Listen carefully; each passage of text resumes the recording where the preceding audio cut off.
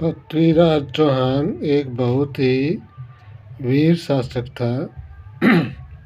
उसको हराने वाला उस समय कोई नहीं था दुनिया में।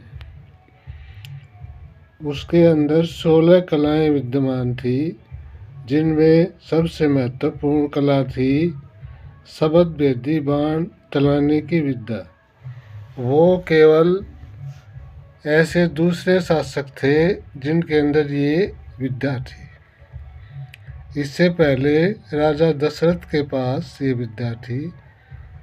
तराइन के दूसरे युद्ध में उनको षड्यंत्र से हराया गया। आमने सामने की लड़ाई में उनको हराने वाला दुनिया में कोई नहीं था। बड़े निडर, वीर, साहसी, सुंदर व्यक्तित्व और ऊंचे, तगड़े, हट्टे कट्टे शासक थे। निडर थे, युद्ध कौशल उनको आता था, क्योंकि ऐसी कोई कला थी नहीं जो उनमें ना हो।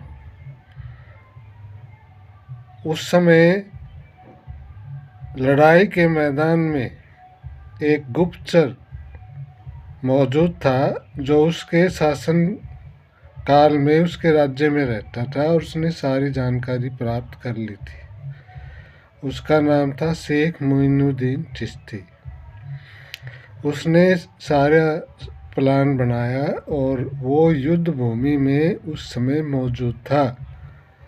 एक योजना के तहत धोखे से सोई हुई सेना के ऊपर सुबह 4 बजे के आसपास अचानक आक्रमण कर दिया गया।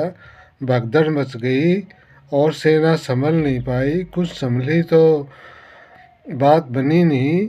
ऐसी स्थिति में पृथ्वीराज चौहान को पकड़ लिया गया। उस समय शेख मोइनुद्दीन चिश्ती ने ये घोषणा की थी कि राय पिथौरा को पकड़ लिया गया है, क्योंकि पृथ्वीराज चौहान को राय पिथौरा के नाम से भी जानते थे। और उनको फिर कैद कर लिया गया और धोखे से लड़ाई को जीत लिया गया।